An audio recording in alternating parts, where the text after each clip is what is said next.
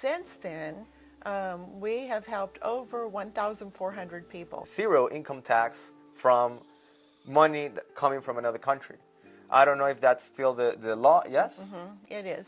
Boquete is perfect for some people, but not everybody, which isn't real popular with expats. Really? But it should be, because it's such a beautiful, it's a beautiful town. So we're trying to get people interested in places that just hasn't been on the radar yet. Yeah. Because Panama has so much to offer, and we want to show it all, not just a place where all the expats hang out. Every area is a little bit different in price points. Well, why are you moving to Panama? What's so cool about Panama? And I was telling them about it, and I said, you really just need to come and see it. After they saw Panama, they changed that to, I'm moving in 6 months. I'm gonna leave.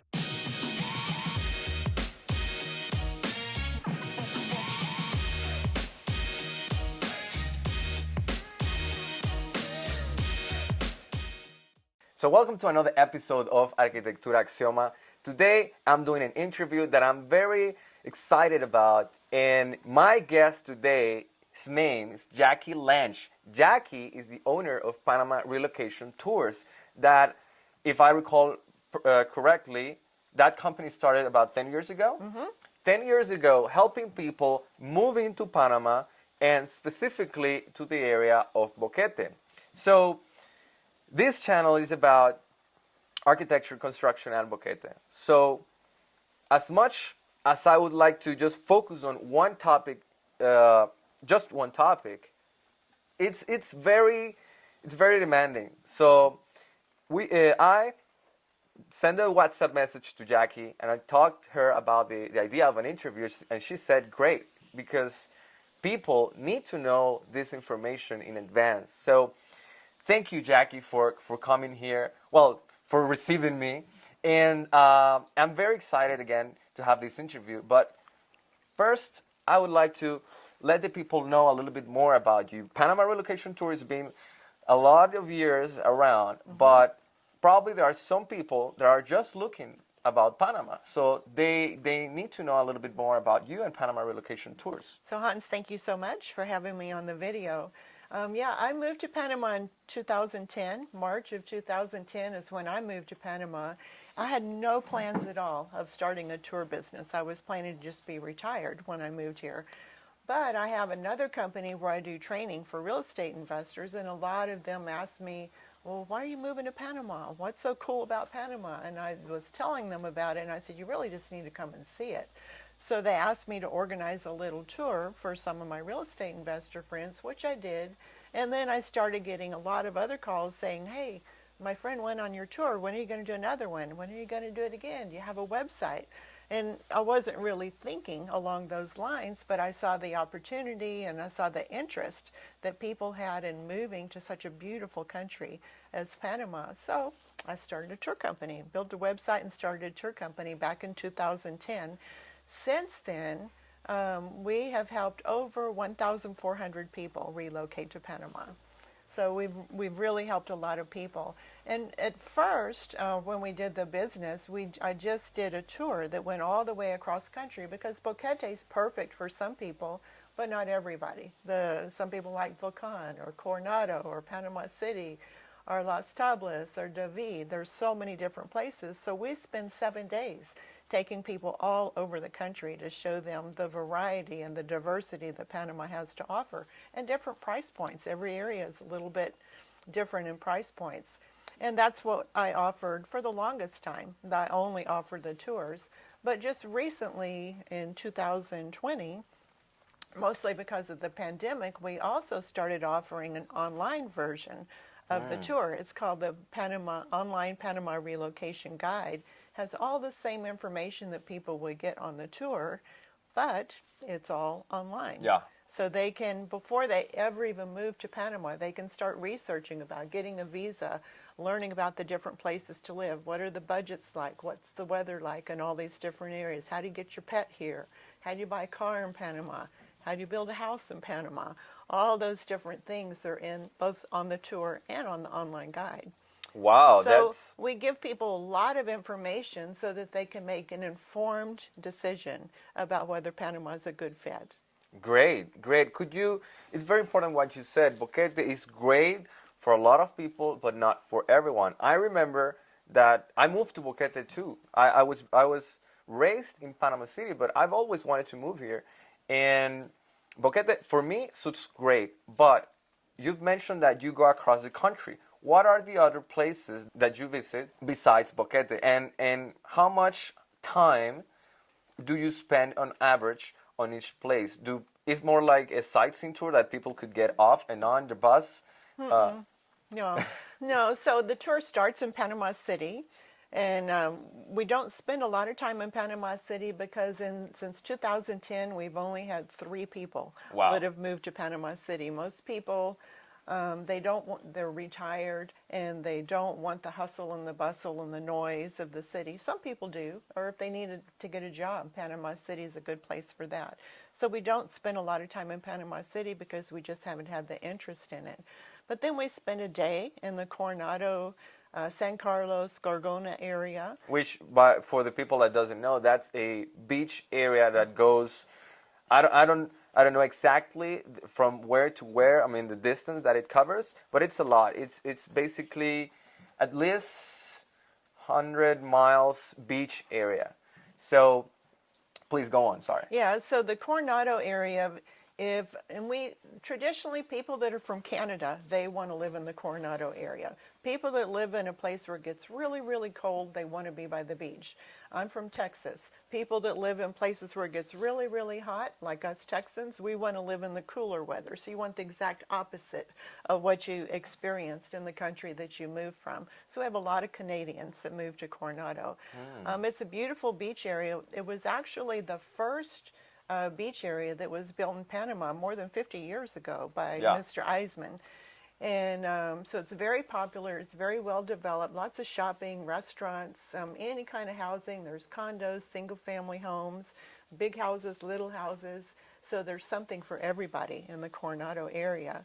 But it's also a little bit more expensive because it's closer to Panama City. So after we show Coronado, then we take people down to the Azura Peninsula. Okay. And we show the area between Chitre and Las Tablas. Sometimes we go into Petitsi also. And some of the beach areas that are there where the prices are less than half what they are in Coronado. And people are amazed that they can get a house right on the Pacific Ocean for a really, really affordable price. We just, last month, someone bought a really cute house right on the beach for $130,000. Wow. Just outside of Las Tablas. And, you could touch that with a 10-foot pole in Coronado. You couldn't even get the land for $130,000 Wow, in is that Coronado. expensive? Yeah. Wow. So there's something for every budget, and that's one of the things we try to show. If you're moving here and you have plenty of money to spend, there's a lot of places you can live in Panama and spend all that money. But if you're on a really tight budget or just living on Social Security, there's rentals that as low as $300, $300 a month, and there's some for $2,000, $3,000 a month. Yeah. So we show the variety so that there's something for everyone. So after we do the Azura, then we spend some time in the Santiago area, which isn't real popular with expats. Really? But it should be because it's such a beautiful, it's a beautiful town. It has malls, it has hospitals, beautiful architecture, nice residential areas. So we're trying to get people interested in places that just hasn't been on the radar yet. Yeah. Because Panama has so much to offer, and we want to show it all, not just a place where all the expats hang out. And then we go to the beach areas around Las Lajas or Boca Chica, one of those. Spend a little bit of time in David. And the reason we go to David, a lot of people don't really want to live in David because it gets so hot. Some people do. We've had some people move to David, but it's very hot. But no matter where you live in Chiriquí province, you're going to spend some time in David. You're either going to go to Price Mart, which is like a Costco, or you're going to go to Conway, which is owned by Target, and all the hardware stores. The big hospitals are there, so movie theaters. So a lot of the things that you would do for shopping is going to be in David. So we want to show people what it's like there. Yeah, It's like a miniature Panama City. It's very important for people to realize that David it's the capital of this province, and even though if you live in the beach area, even though if you live in Boquete area, you most likely go to David to do one thing or another. If you want to go to the movies, that's the place to go. If you want to do a big, like you said, go to Price Mart, which is the equivalent of Costco, you would go there. And all the best hospitals are in that area. So it's very important for people to realize also what's like living here, not just come and see the place as a tourist. And another question: what's the most popular area that you've seen in the entire country? You mentioned that Panama City is not very. It's not very popular. So that would say, from 1 to 10, that's -10. Yeah, it's not very popular, Panama City. So we have quite a few people that moved to the Coronado area. Boquete and Volcan are very, very popular.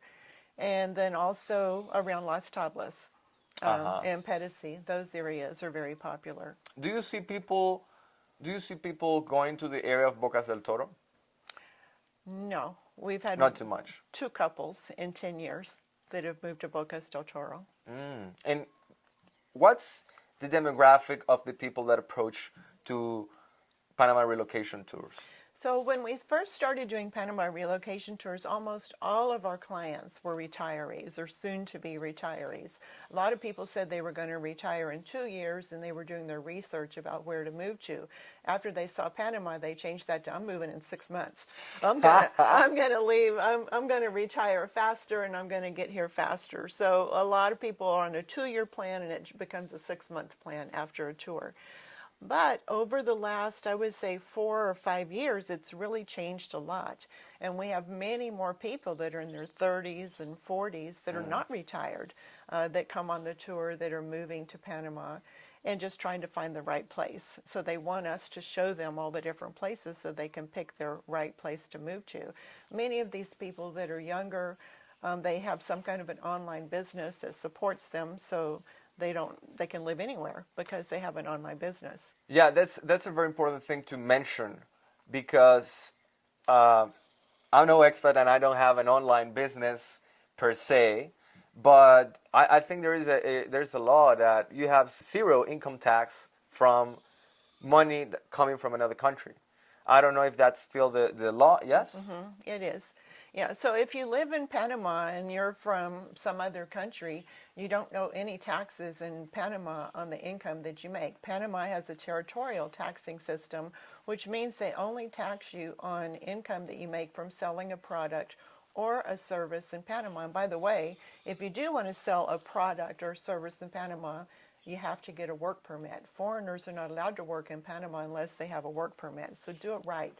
Do it the legal way. That's one of the things we emphasize over and over again during the tour, that if you're going to live here, get a visa. Get a pensionado visa or friendly nation visa, but live here legally. If you want to work, don't do it under the table. You need to get a work permit and do it legally. And we teach people how to do it the right way. Okay. And wow, I have now many questions in my head coming from that answer. How long does it take to get a work permit? So you can't get a work permit until you get your permanent visa. And getting a visa, whether it's a pensionado visa, friendly nation visa, or any of the other visas, is basically a 3-step process. First, you need to gather up a lot of documents, like your criminal report, and if you're married, your marriage certificate, and they have to be authenticated or apostilled in the country that you come from. And then you'll be here about 7 days to get a temporary visa. You start with a temporary visa. And then usually about 3 months or 4 months later, your attorney will let you know that your permanent visa is ready. So once you get your permanent visa, that's it. It's an indefinite visa. You don't have to renew it. There's no costs that are involved. Once you get your permanent visa, if you have a friendly nation visa, then you can apply for the work permit. And right now it's taking about 3 months, 2 or 3 months to get that. So from the time you get your temporary visa till the time you get your work permit could be 6 to 9 months. It takes a while. But you're safe meanwhile. I mean, you everything is paperwork. I mean, I'm guessing that you get a kind of a document that says that your visa is on Tramit? Yeah. So you get actually a little card. It's about the size of a driver's license that says you have a temporary visa in Panama. And then when you get your permanent visa, it's replaced with another card about the size of a driver's license that says you have your permanent visa in Panama. You should know that with the pensionado visa, it's also considered a retiree or a retirement visa. And for that one, it's very easy to get. You just have to prove that you have $1,000 a month in lifetime income for one person, and then $250 a month for each additional person. But with a pensionado visa, you can never get a work permit because you've told the country you're coming here to retire. So not to work, not to sell things, not to start a business. You come here to retire. But with a Friendly Nation visa, you can get a work permit. So you have more possibilities. More possibilities. Also with the Friendly Nation visa, there's no income requirement other than you have to open up a Panama bank account and deposit $5,000. But once you get your visa, you can start spending that money. They just want to see that you have that much money so you can support yourself. Yeah, very, very important. Now that we're in the topic of, work permit, finding a job, having or starting a business, how if I'm an expat or thinking about becoming an expat, how does the financing with banks work? What type of banks, compared to United States, do we have here? Because financing for what? Financing for a car or financing for a house. So financing for a house. This is going to be a little bit tricky because you can go to a bank and you can apply for financing for a house. They're usually going to want 20 to 30% down. The bank will send out inspectors to inspect the house to make sure that you've paid the right price. And then there's two big gotchas for getting a mortgage here. One is that you're required to get a life insurance policy naming the bank as a beneficiary. The life insurance policy needs to be for at least the amount of the mortgage. The other one that really eliminates getting a mortgage for most people is it has to be paid off by the time you turn 70. Wow, yeah, especially for retirees. So for retirees, if you're moving here when you're 65 or 67 and you want to get a mortgage to have a house built or to buy a new house, it's not going to work because they want it paid off when you turn 70. But one of the things we do during our tour and also in our online guide is we teach people how to buy a house with seller financing. I've been a real estate investor for 30 years, and I've done a lot of creative things with real estate, and one of those is buying with seller financing, which usually requires maybe 5% or 10% down. No life insurance policy is required, and it doesn't have to be paid off when you turn 70. So there is a way to buy houses in Panama. It's just not going to be with bank financing. Yeah. And I think that's very, very important just to clarify, because that could be a deal breaker or make a deal decision. And now that I have asked you these questions, I would like to let people know how they can find you. If there is any preparation or anything that they need to do before taking the tour with you, and just contact info and basic info for people that is interested in taking the tour. So our website is PanamaRelocationTours.com. And on that, you'll see that there's a link at the very top that says online guide that has information on our online guide. I also encourage you to check out our YouTube channel. It's youtube.com/Panama Relocation Tours. On that, we have a lot of interviews with people that have relocated to Panama, people that live in Coronado, people that live in Volcan, people that live in Las Tablas, people that live in Boquete, all over the place. So by seeing those videos and seeing what their lifestyle is like in those areas, it'll help you decide which place would be best for you to move to. Or you say, oh, well, I know I wouldn't want to live there. I don't like that. So it helps you eliminate some places, and it helps you put some places on the list to help you decide where to move to. Wow.